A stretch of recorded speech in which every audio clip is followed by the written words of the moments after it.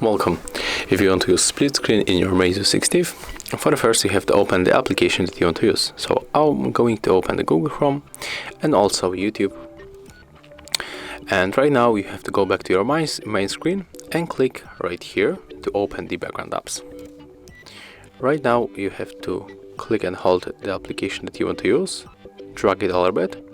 But of course the battery manager cannot be used in the multi-split screen view, so let's go back and open our YouTube.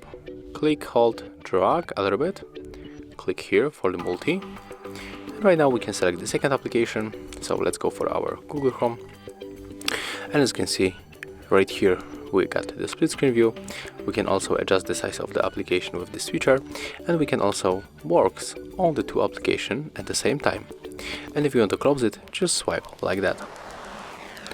Thank you guys for watching, leave thumbs ups, comments and subscribe to our channel.